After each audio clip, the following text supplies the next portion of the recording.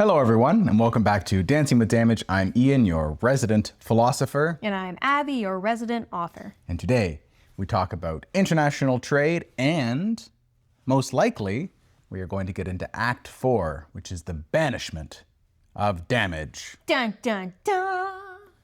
Boy, the road has been winding, but under these acts, we have arrived down the garden path to chapter, if you're following along in your copy of the Social Blueprint, available where all fine books are sold.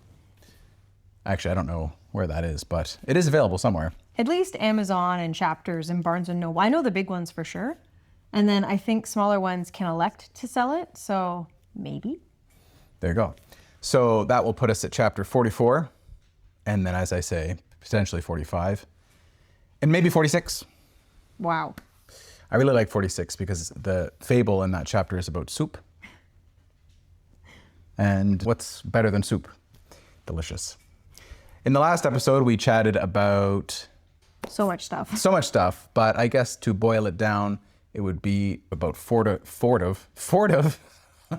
foreign military intervention, about militaries generally, and now we go forth into chapter 44.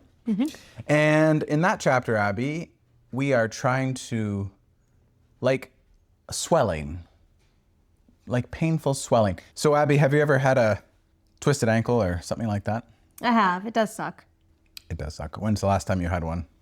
Probably recently. I injure myself often. I do a lot of physical labor for my job, and I am very small and clumsy, so recipe for disaster. Disaster indeed, my wife. But if you have a very painful and swollen ankle, for example, if you twist it, there's nothing better than putting some ice on it, and then that swelling goes down and you don't feel that pulsating and radiating pain. And so that is sort of an example of how we would like to see, or what we argue at chapter 44, to be the purpose of that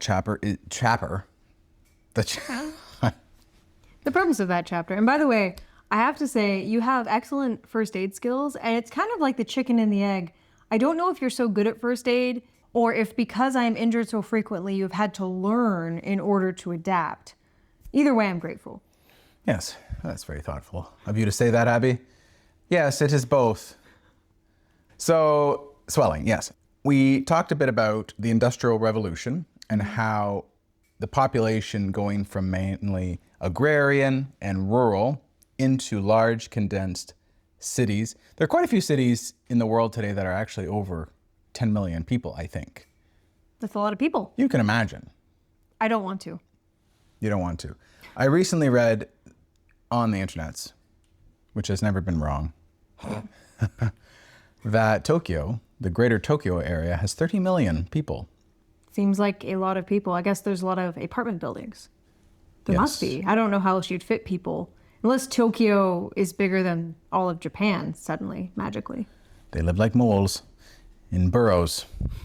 No, they don't. I think it is probably apartment buildings. Although I sometimes see, well, what do I see? I don't know if they're ads or somehow my mind knows about this.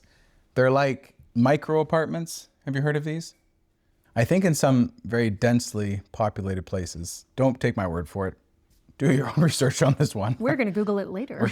Yeah, we'll check that out later.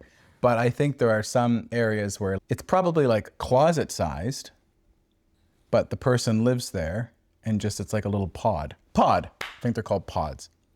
Actually, I have seen, because we like Japanese culture and media. Ah, High five. hey, And unexpected high five. for that reason, I have participated in seeing some vlogs and whatnot from Japan and people living in Japan. And I do remember people showing apartment tours, and the apartment was literally, they don't even have a bathroom in the apartment. There's some communal ones in the building.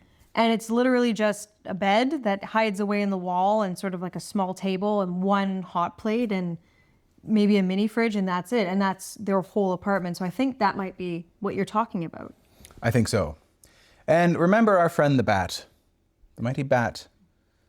The bat whose wings are the two wings of love. I guess that makes the bat love if the wings are what support love. I agree. Bats are excellent creatures. They get rid of all the bad things. And as a fun aside, people often say bats have rabies. And I thought, do they all have rabies? Really? And I know there's paranoia, and I know we have to be safe. If you are trapped in close proximity with an actual bat that you don't know, you probably should get a rabies shot just to be safe. What if you do know them? I don't know, maybe you know their history. But I Googled once how many bats have rabies in Canada, and I think the answer was something like 12. I have a screenshot of it somewhere. I think it's so funny because either they interviewed every bat and they counted, or some scientist was like, probably 12. That's so specific and such a small number. I just wonder how they got to that conclusion. That's right.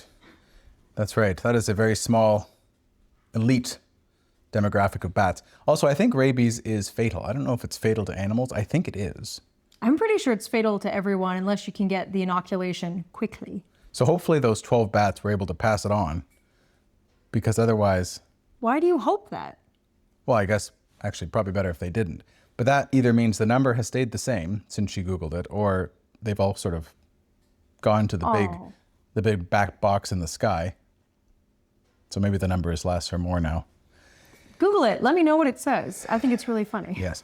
So you go to the doctor, you have a swollen ankle.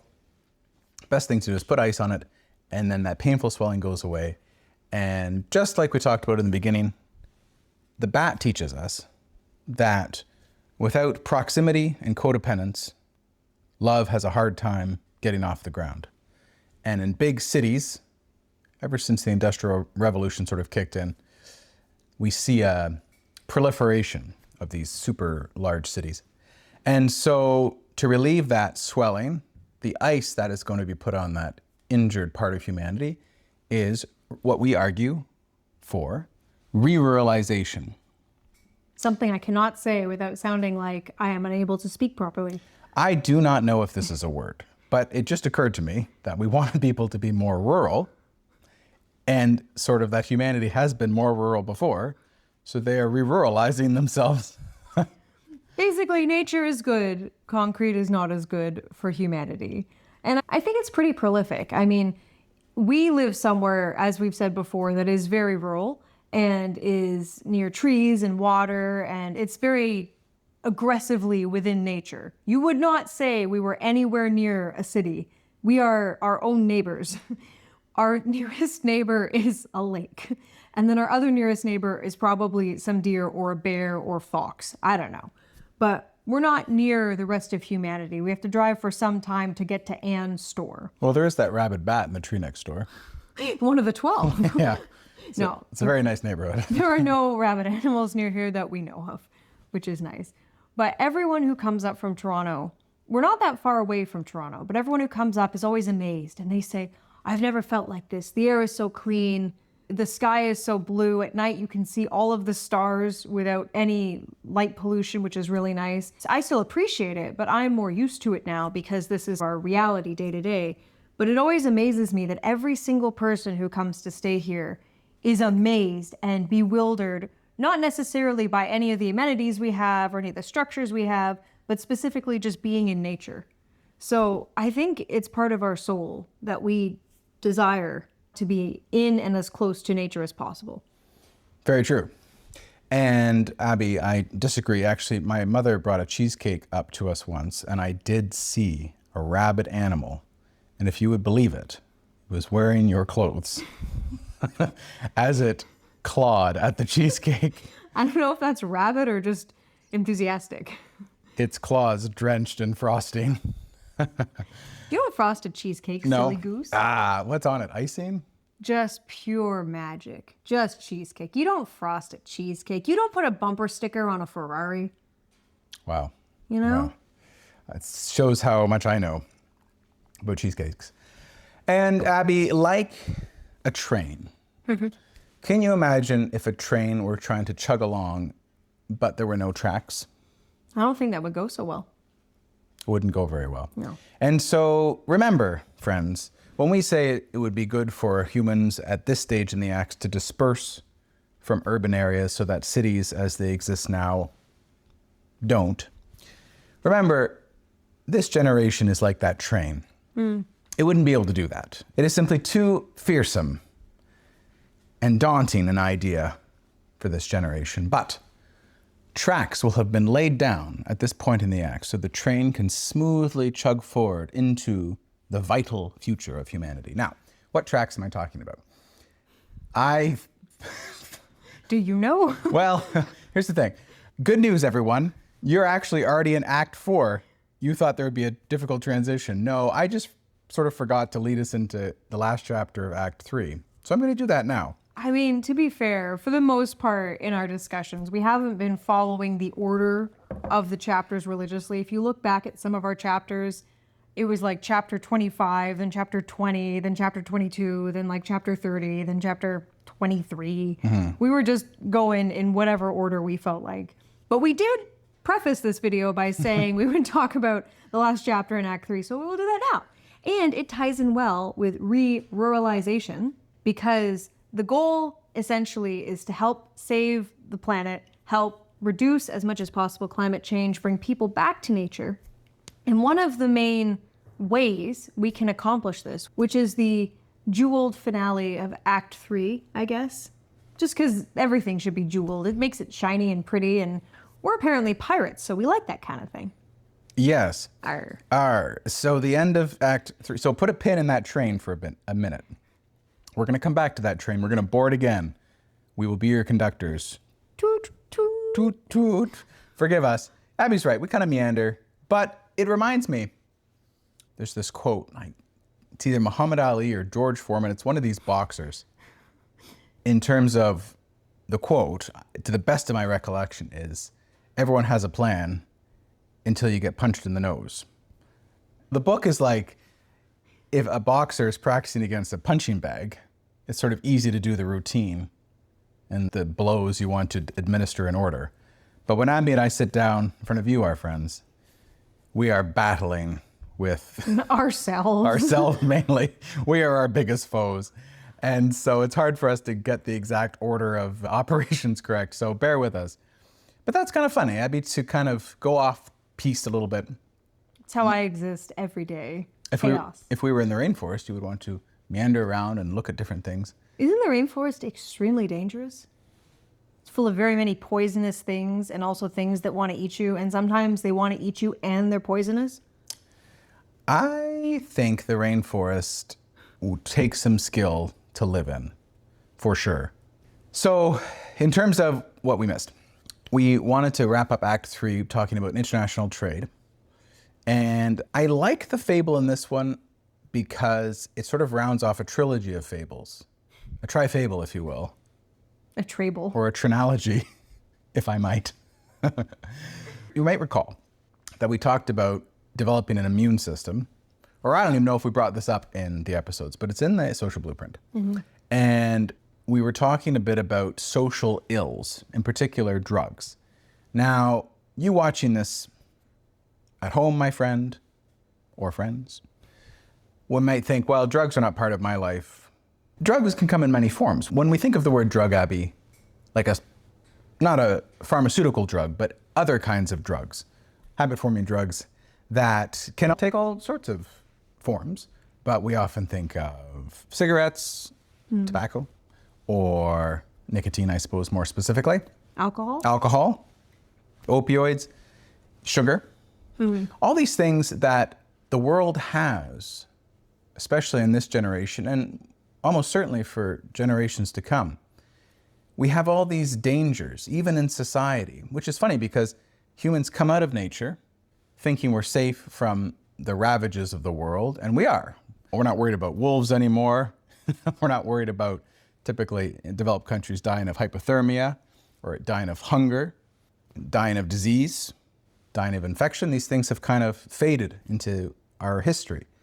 But there are other dangers out there. The wolf of sugar, you see?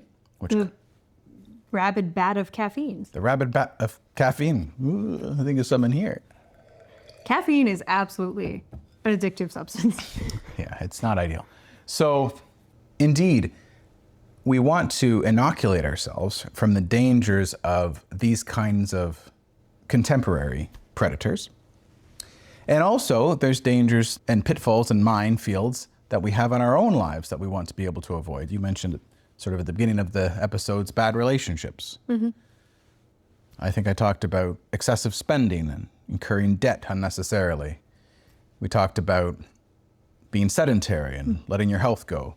So the world is not a safe place necessarily. We're not in a kid-friendly room as humans in developed countries. And so the only way to truly inoculate ourselves is by reducing damage, reducing that system of guilt so that people can make decisions in their best interests. Because a human that is reasonable and is acting in its own best interests will be able to avoid these rather simplistic and modern dangers. They're not as fierce as the wolf. They're not as wild as the tempest.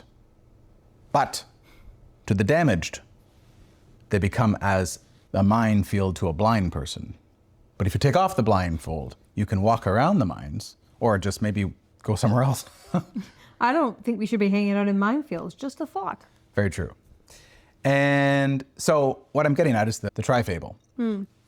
So one of the stories in the Social Blueprint is inoculating ourselves through the new education system from damaging things like those outside forces. The second layer of protection was the peace officers to root out especially dangerous narcotics. And now, in chapter 45, a third layer of protection is suggested. Is it chapter 44 though? Yes. Chapter 45 is the re-ruralization. Chapter 44 is amending trade in the far future. Continue. I feel so bad for everybody if you're trying to follow me and you're like, it's just too hard. I get it. Take the point, the general essence of what we are saying. The order doesn't truly matter that much. And also, if you do choose to get a copy of this for yourself, I think it's $3 on Amazon for the Kindle version. You know, you can read it at your own pace and it'll make so much sense because we designed it that way. And you don't have to listen to us talk if you don't want to because we are chaotic. We are. And so chapter 44 is a third safety net from especially external dangers like drugs and things like that. And we argue to reduce heavily international trade. Actually, this reminds me of something I just saw in the news. Okay.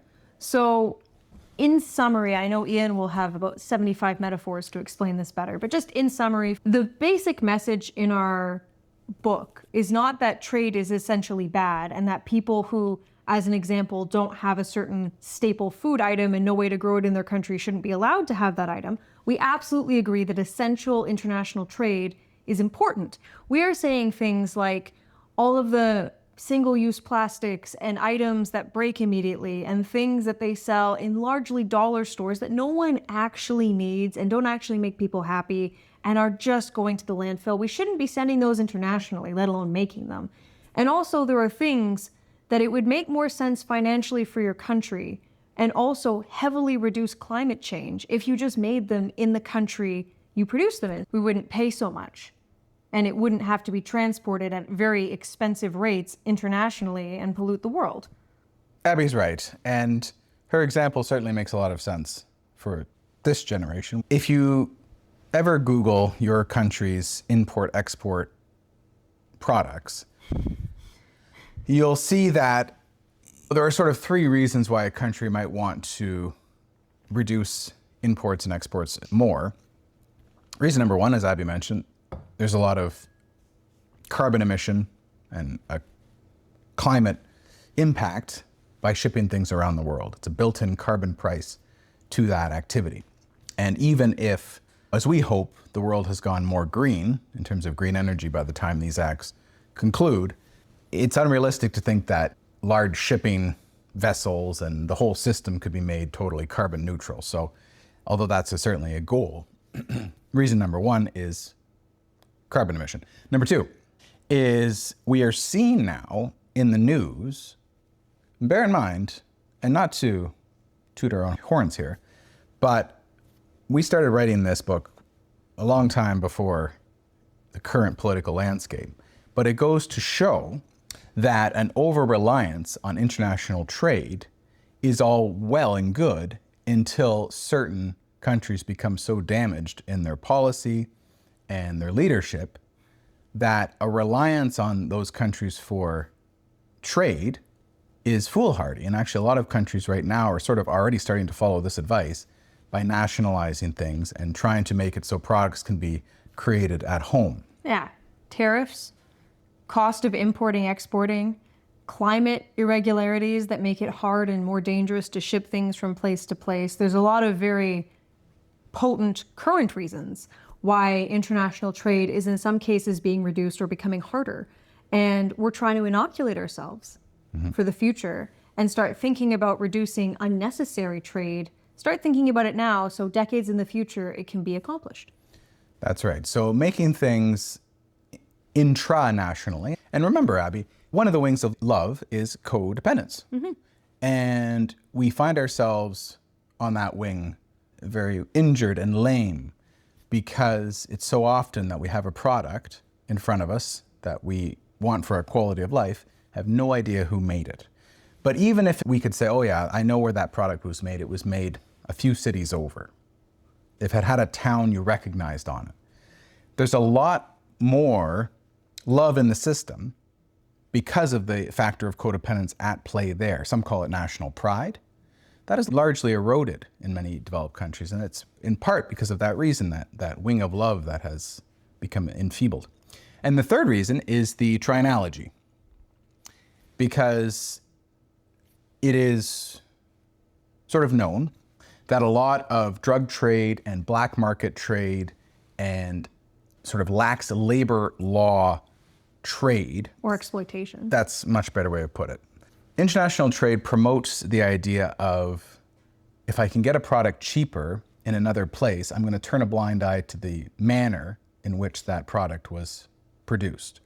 Often, this creates a culture of sweatshops and child labor. Exploitation. Abby said it perfectly. Both environmental and human. So why would we want to empower that by promoting international trade? No, we would rather see black market things and unethical things not be given a foothold around the world. And so those are the three reasons, but the trifable is this. We talked about inoculation, and it reminds me of an inoculation for malaria. Let's say you're going to a place where mosquitoes have malaria, and you might want to get a medication for that. Well, that's the first layer we're talking about. But then you might also wear a mosquito shirt. One of those long shirts, that the mosquitoes can't get through with their little beaks. We have to wear those sometimes. I believe they're called a proboscis. Not what we're wearing. We wear anti-mosquito shirts. The proboscis is on the mosquito and what it uses to be a vampire. Yeah. And that's like the peace officers. They're like the mosquito shirt. And then you might also choose, if you were in a country with a lot of mosquitoes, some countries in Africa, for example, you can't be too careful, so you might sleep under a bug net. And that's like the third layer. So that mosquito has no chance of giving you malaria because there are so many barriers between your vulnerable immune system and its proboscis. It kind of reminds me of banking currently. There's a lot of banking scams going out. Just please, in summary, don't give anyone money. Don't give anyone your information. If someone's claiming to be from your bank, hang up and actually call your bank, okay? Just for me, please. But because of this, banking has become part of the 2, 3-step, 4-step authentication process, where banks are saying it's not enough to have a password. You have to have a unique password for banking that you don't use on any other website. And it has to have uppercase and lowercase and numbers and fancy symbols, and it has to look like a computer spat it out. But also, every time you log in, you're also going to need to do Face ID on your phone, or you have to do fingerprint scanning, or they're going to text or call your cell phone to give you a one-time code to prove that it really is you. So you have all these layers of protection because, as a bank puts it, and I'm not against this, if it's something as important as all of the money you own, you should really want to put in that extra effort and be inconvenienced to make sure that it's that much harder for someone to steal it from you. Because especially with a bank account, credit cards, you have some wiggle room and you might get the money back. But if someone takes money from your bank account, most of the time, the bank will say, in our terms and conditions, only you should have access to this account. So if someone went in and transferred the money, it's too bad. It's like e-transfer. If you e-transfer somebody using an email, the wrong person, and that person accepts the money or have auto deposit turned on, unless they willingly want to give you the money back, you will not get that money back. The bank will not refund that money, and you cannot legally go after that person because it was a gift. There is no recourse at all. So it's sort of like that. This is my modern day example of like comparing to the mosquitoes. You want several steps involved to help protect you and protect your money because it's just not worth the risk. Great example. I don't know much about money fraud, but Abby's looked into it and I believe her.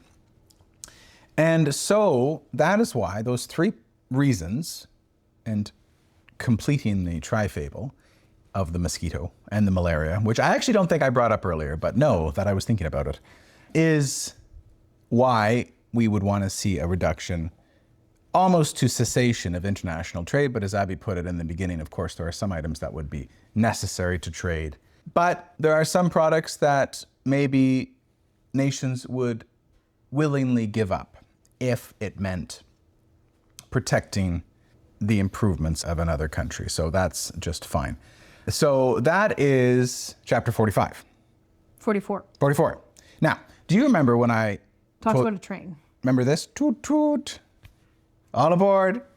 Because now that we've talked about chapter 44, now we can see the tracks in front of the train. They were buried in the snow, but now we see 1 rail, 2 rail, and railway ties, those wooden planks. I think they're called ties. I haven't built a railroad in a while, but I'm pretty sure they're called ties. And those 3 ties we have talked about.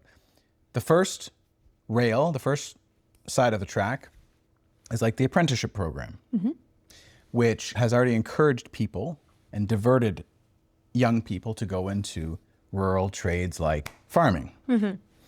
The second is like the housing repossession system, which we talked about, allowing the government to sort of guide young people away from cities and into more rural areas so that they would want to live there. With free housing. With free housing, how incentivizing to move the young blood of the population into those zones to increase the numbers rather than decrease them. So families are starting not in cities, but somewhere else.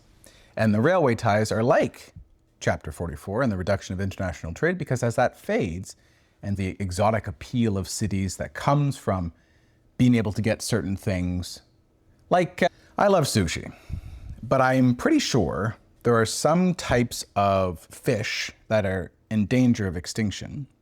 Yeah, and I thought you were going to say that you couldn't catch in Canada, and I was going to say octopus.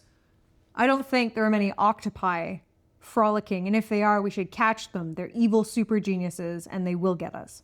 Can't be trusted. Too many tentacles. So much evil. Okay, so we'll add that to the hit list alongside rabid bats. No, we love rabbit. Well, we love bats, not rabbit bats. We love rabbits. We love rabbits. I thought you were going to say rabbits, and I was like, not the bunny. Holy mackerel. So you can imagine if there are some types of tuna that are facing extinction, and again, do your own research on this. This is just something I'm vaguely recollecting. But if international trade is what spurns the overhunting of certain animals, and people might want to live in cities to have access to these sort of exotic goods. Well, if that's all cut off and we're not exporting and importing endangered animals, for example, to eat, then that's just one less reason people will want to stay in cities. If you talk to people about why they like cities, often they'll talk about the food and the ability to shop. It's the amenities. It's access to things. I remember so distinctly when Amazon sort of came into play. And I was almost done university when I sort of had access to the buy now, it shows up tomorrow type of system. I don't know if I was late to the party or if I'm really old. Either way, it was so crazy to think about because I remember growing up, I like Pokemon. So I would want to go to Toronto with my mom in hopes of finding a cool CD or a video game that they sold out of at the local one store we had, you know? And now that you can buy stuff on the internet, it's so easy. It's almost, you're drunk with power because you can go on and buy anything from anywhere in the world And especially with an example like Amazon, if you have Prime, there's a lot of things you don't have to pay for shipping. And shipping is prohibitively expensive for a lot of things. I mean, if you try to buy anything from some countries now, the shipping costs more than the item. Yikes.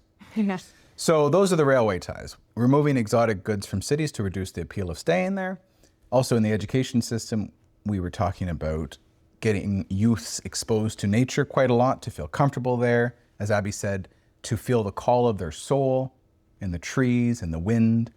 And that will happen by exposing young people to that, so they will want to return to that more. Ecological refugees, which at this point in the acts have come into play more and more as climate change encroaches further and further. Mark my words. We actually already feel it. Yeah, it has been winter for almost 7 months here. It is almost April, and it's blizzarding right now. We have how many feet of snow outside? Yes. And I guess you're not really marking my words. Mark the words of the scientific community. Scientists have already said that for Canada, which is where we live and where we're getting most of our news from, they're expecting that this summer may be the hottest ever on record. Throughout the history of the world, apparently, this may be the hottest summer ever. And really quickly, the point of climate change is not that it just gets hotter, it gets hotter and colder, because the ocean currents that translate heat and cold from different zones of the world are suppressed with all the fresh water from the melting ice caps pushing down on them, so they're not going as fast, so they're not transmuting heat from place to place as they once did. So it makes the temperatures go more extreme on both sides and more natural disasters. So I think what you're getting at is that it's going to be really hot, it's going to be really cold, and it's just going to keep getting worse. And we saw in many states that have never had snow blizzards this year, which was insane. So we expect that to keep getting worse. Yes, so ecological refugees at this point in the acts, which may be several decades or century, I don't know. It could be a long time to follow these footsteps, to step on these stepping stones. It may take a while. But those ecological refugees being funneled, as we discussed, into rural areas, instead of being sort of transplanted into large urban areas, as they typically are now in Canada and around the world, will all allow that train track to let the train of that generation, whose time it is, to move out of cities and re-ruralize, so that the idea of a city is something in the distant past. And we'll talk about what that might look like. We call them new communities. We're going to talk about what we think would be an ideal population for these new communities. Remembering again, this is quite far in the future. You don't have to leave your house and go into the forest, the wild right now. It's not, we don't want you to do that. Really, your job is to think about our ideas, and if you like them, support them however you feel you wish to support them. It could be as simple as picking up a copy of the Social Blueprint. It could be watching our videos and giving us a thumbs up. That helps. It could be discussing some of these ideas with your friends. Or in the comments section. We do like comments, because if we get a comment that's sort of a question that you'd like us to talk about, again, as we wrap up the chapters of the book, and we're almost there, Abby and I are going to do more of a freestyle type podcast. Yeah, and if you're able, even if you don't agree with us, if you're able to give a reason why, if it's a constructive counter argument that specifically addresses the content of what we are saying, we love that, because then we can engage in a discussion, and that's the most productive form of communication. It is. Actually, as a fun fact, chapter 50 is all about the rules of discussion in an undamaged society. We should have started with that one. I know. But that's okay. It kind of got flip-flop to the end. But that's okay. I don't want to spoil it. So, this has been chapters 44 and 45 in the Social Blueprint, and also just some of our random thoughts. Hope you've enjoyed. Reduction of international trade and moving out of cities for good, hopefully. Thanks for tuning in. Have a great day.